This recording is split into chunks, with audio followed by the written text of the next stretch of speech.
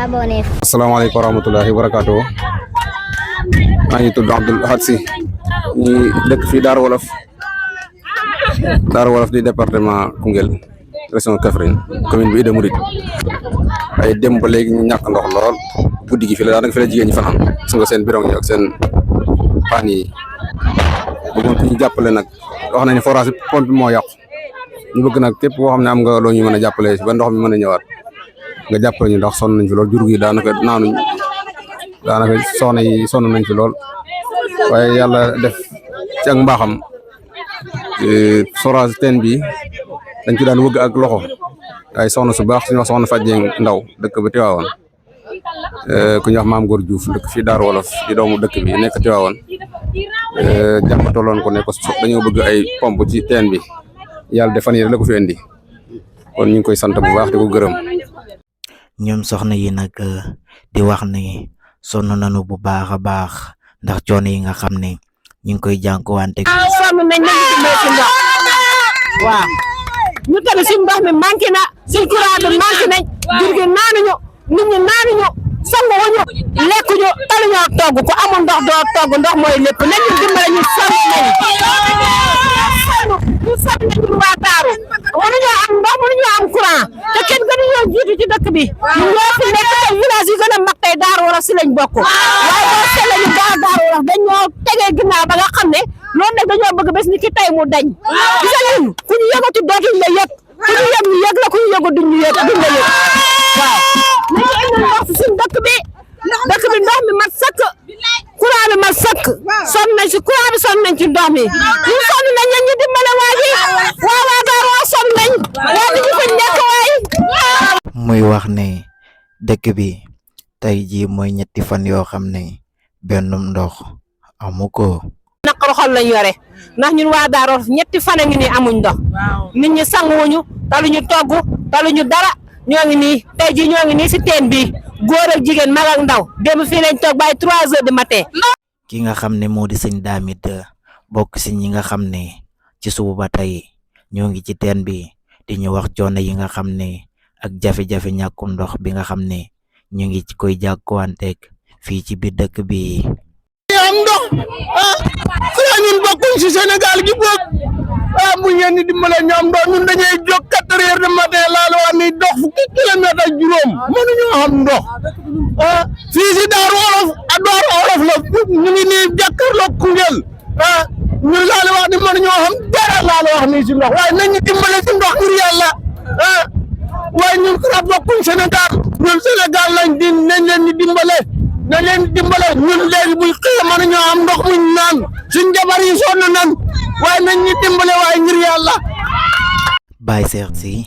nekk ki nga xam ne bi ci guddi ba tey jii moo fi nekk ak jigéen ñi nga xam ne moom sax moo amee pompe bi. ñàkkum ndox mu métti métti la ñu dund fii ci Darou Wolof ndax de forage bi ñu yor fii nii mënut a alimenter dëkk yi jox fii yëpp.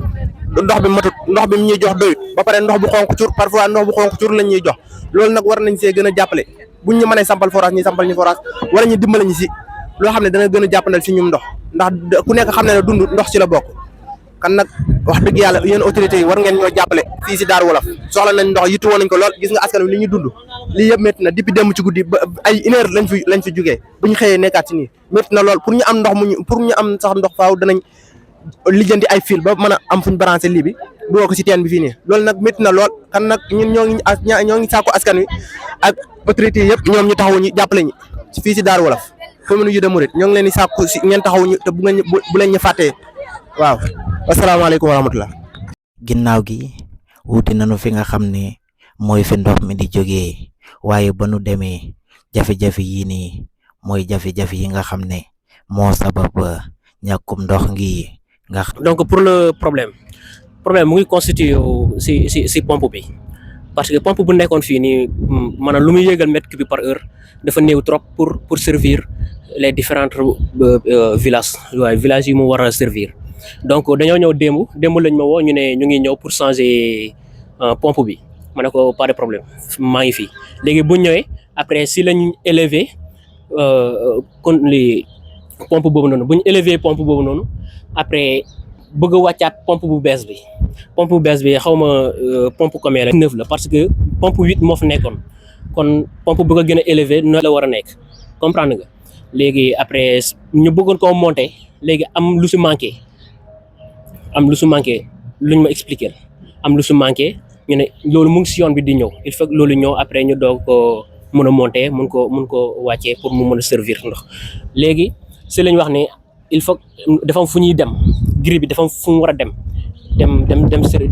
dépanner village boobu noonu léegi ma ne ok am problème après si lañ dem ñu ne fekk suba en tout cas suba dañuy ñëw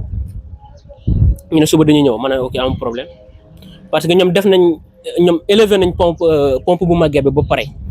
te wàcce wuñ bu bees bi loolu problème am na foofu noonu problème am na tax ne ndox be tey ndox amul moo dañoo génnee dañoo élevé pompe bu màgget bi mais wàccuñ pompe bu bees bi léegi pompe bu bees bi dafa am leneen lu mu war a ànd léegi il faut que loolu ñëw léegi ñu ne tey dañuy ñëw jusqu'à présent nag maa ngi toog di leen xaar di leen déglu gisuma leen xaw ma nag quel est le problème donc le set ñëw monté ko si pompe bu bees bi pour mën ko wàccee ndox mën a am léegi man non paanu ton parce que pompe màgget bi buñ ko doon élevé buñ ko doon dindi fekkee mu ngi am dana yëgal ndox mais mètre kii bu mu doon yëgal par ndox da ngay gis parfois da ngay dégg ne da ngay taal moteur bi am ñu ne jotuñ ndox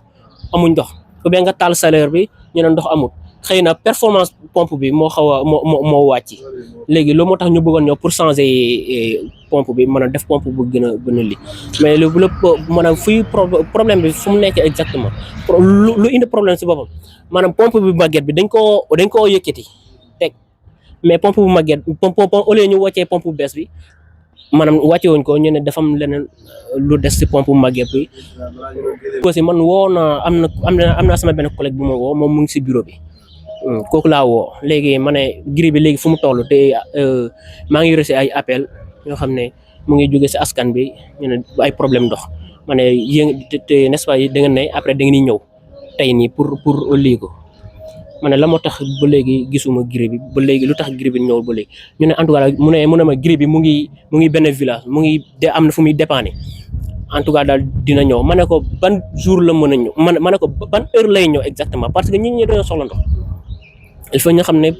ban temps lañ mën a am pour au moins ku woote nga xam lu nga ko mën a wax mu dégg ko comprendre mun si la ma wax ni mu ne en tout cas daal grille bi su départ pour ñëw dina ma woo kon c'est-à-dire moom xamul exactement grille bi kañ lay ñëw parce que moom su xamul exactement dina ma wax temps lay ñëw heure bii lay ñëw jour bii lay ñëw mbala tey lay ñëw heure bii nii kon soo gisee mu wax loolu kon xamul